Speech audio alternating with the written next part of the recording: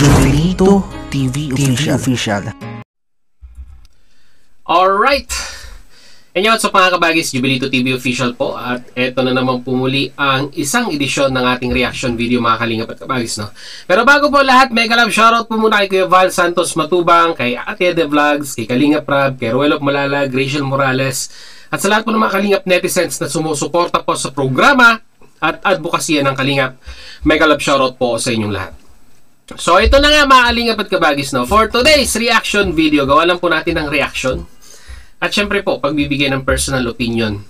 Dito po sa naging sabihin na nating temporary suspension. Sabihin na natin, no, mga kalingap at kabagis, temporaryng pagpapahinga ni Kuya Brooks bilang spokesperson ng Kalingap.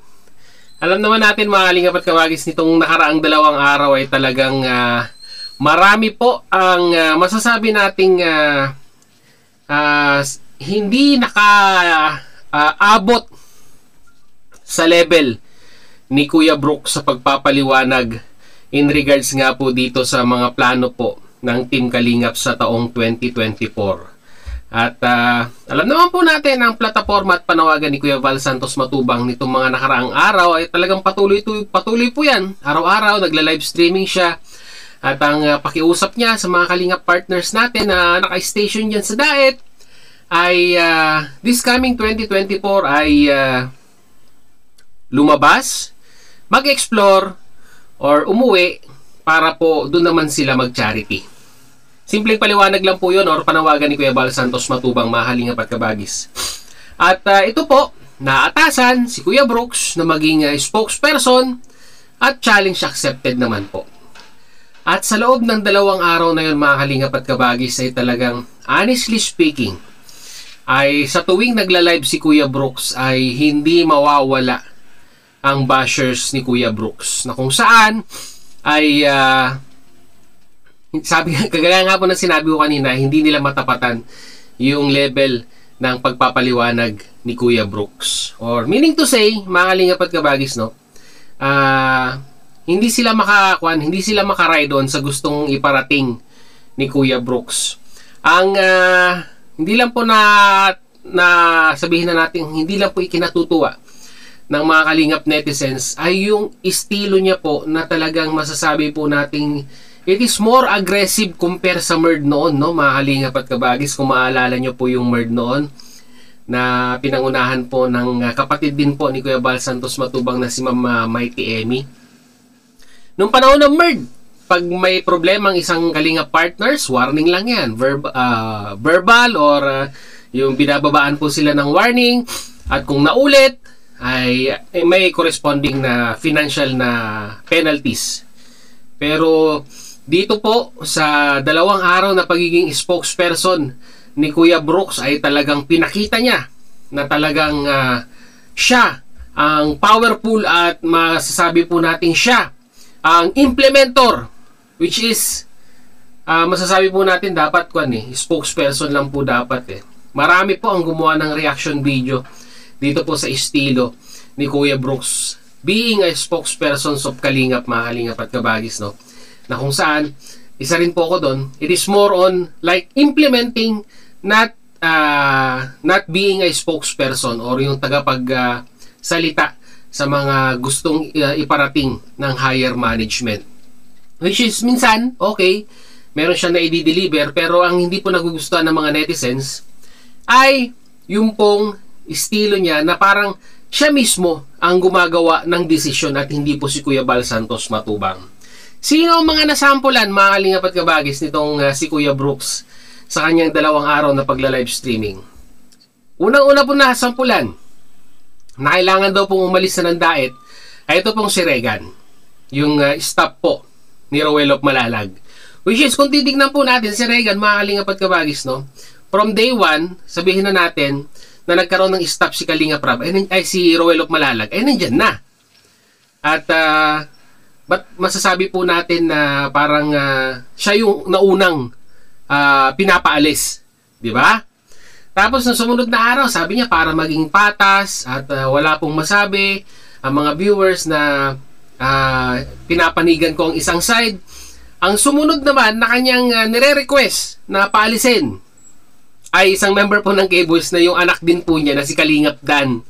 Tapos bigla niya na pong inend yung kanyang live streaming, no?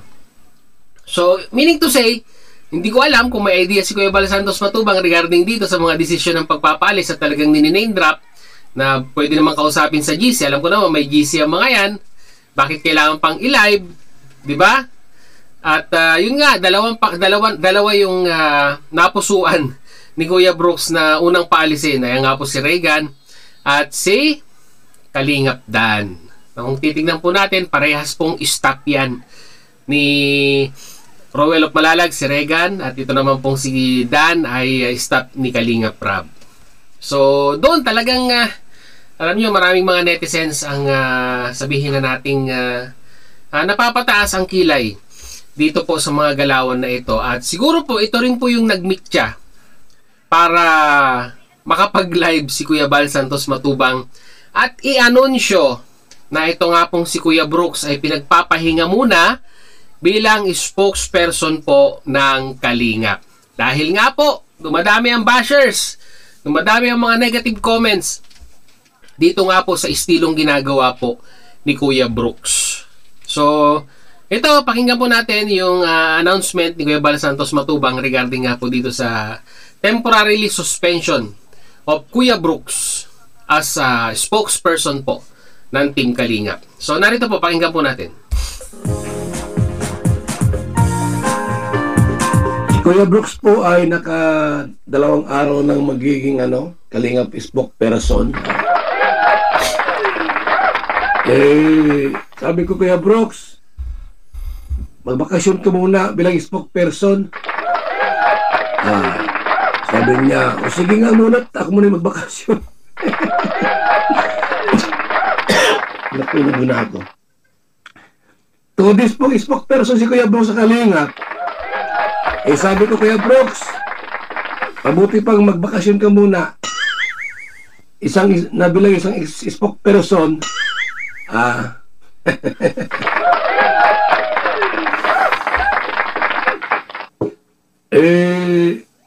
Pinapaway niya si Papa Dan ay kagabi nag-live si Kuya Brooks. Pinapaway si Papa Dan. Sabi ko, Kuya Brooks, ba't mo pinapaway si Papa Dan? Si Papa Dan, maganda nga ang buhay dito sa daet, papauwiin mo. Sabi ko ay, ano ka muna? Huwag ka muna mag-spokesperson, pahinga ka muna.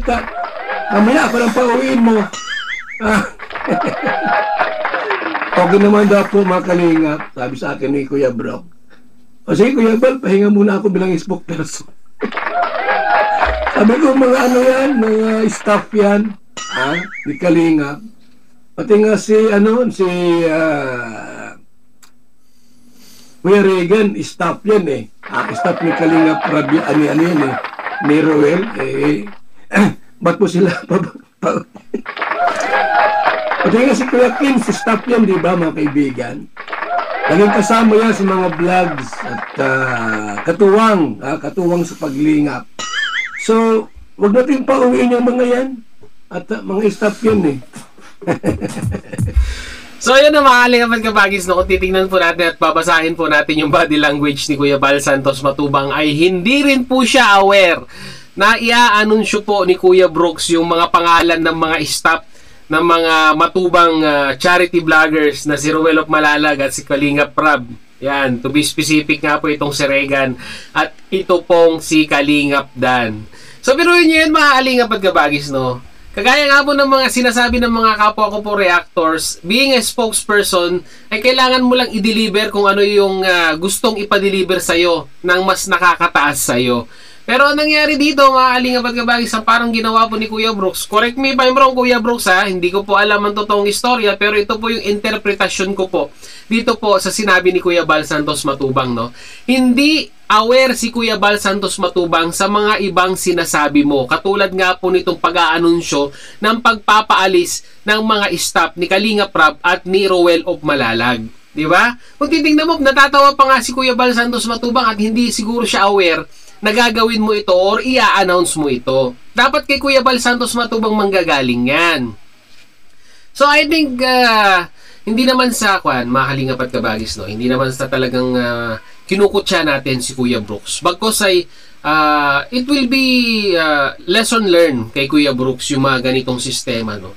Kung gusto nating mahalin tayo ng mga viewers, subscribers and supporters po natin, ay i-analyze po natin yung mga bagay-bagay, no? Hindi naman po siguro masasabi natin kaplastikan kung aayusin po natin kung paano po natin i-deliver yung mga bagay-bagay na gusto po nating sabihin sa ating mga viewers na walang halong alam niyo na, parang medyo ano bang tawag dito mga Kalingap at Kabagis, no? Parang medyo talagang matatag or sabihin na nating matapang ang pagkakadeliver na kung saan ay talagang alam naman po natin na mga Kalingap netizens natin yung iba dyan masyadong sensitive to the max. At kung ganito po yung mapapanood nila ay talagang magre-react po sila sa ginagawa natin. It is more on mga Kalingap at Kabagis, no? Talagang pinupersuade ni Kuya Brooks yung panawagan ni Kuya Bal Santos Matubang hanggang to the extent na umabot sa puntong parang siya na yung nagdi-decision on behalf of Kuya Bal Santos Matubang.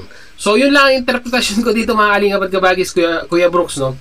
Kung mapanood mo ito, kuwan ko lang to, personal opinion ko po ito at wala po akong galit sa inyo, which is nagko-comment or nagre-react lang po tayo sa naging announcement or panawagan po.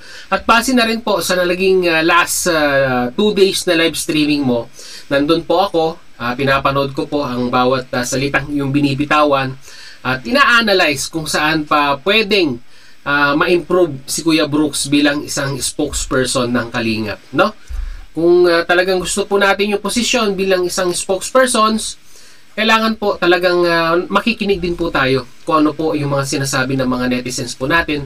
Yung napansin ko pa nga dyan, itong mga previous na kwan mo, pag may nagbabash or may nagko-comment na hindi mo nagugustuhan, ay parang binabalikan mo sila at parang kinukutya. Parang ganun. Ganun po ang aking interpretasyon. At natutuwa ka pa pag may nag-block doon po sa nag-comment na yon, which is they're entitled to their own opinion naman, Kuya Brooks, no? So sana wag mong itong reaction video na ito ay wag mong i-consider as on the negative side, no? Bagkus ay it will be sana maging inspiration sa iyo na sa mga darating na araw, no, mabago yung approach natin sa mga viewers po natin dahil alam naman po natin na ang lifeline natin dito po sa pag-YouTube ay viewers and number of counts of views. Ika nga. Sama na rin po natin yung numbers of subscribers. Dahil kung walang views, wala pong revenue. Real talk lang po yan, mga Kalingap at Kabagis. Mag-comment po kayo sa ating comment section kung ano po yung masasabi, opinion, reaction dito po nga po sa naging anunsyo ni Kuya Bal Santos Matubang regarding nga po sa pagkaka-temporary suspension ni Kuya Brooks as a Kalingap spokesperson dahil ang ipinalit niya po ay syempre po kapatid din po niya, mga Kalingap at Kabagis, which is si Kalingap Awe na tatay po ni Roel of Malalag. Ang tanong, tatanggapin kaya ni Kalingap Awe ang challenge ni Kuya Bal Santos Matubang? Comment nyo po sa ating comment section, mga Kalingap at Kabagis. So ayun na nga, mga Kalingap at Kabagis, na muli maraming salamat dahil sa dulo po ng ating reaction video ngayong araw na ito. Kaya nasamahan nyo po muli si Jubilito TV Official at muli po nagpapaalala po ang inyong host sa mga hindi po nakasubscribe sa channel ni Kuya Bal Santos Matubang, Ate Ano Vlogs, Kalingap Prab, Roel of Malalag. Huwag nyo pong i-unsubscribe si Kuya Brooks. Parang awa nyo na po, mga Kalingap at Kabagis. So, suportahan pa rin po natin si Kuya Brooks dahil yan ay talagang marang napapansin ko nowadays ay nagiging masipag po sa pag-i-scout at marami po siyang nai-recommend kay Kuya Bal Santos Matubang na pwede pong tulungan sa mundo ng Kalingap. So hanggang dito na lang, mga Kalingap at Kabagis. Jubilito TV Official, proud member po ng Team Cause. As I always say, mga Kalingap at Kabagis, peace, God first, God bless po. Bye!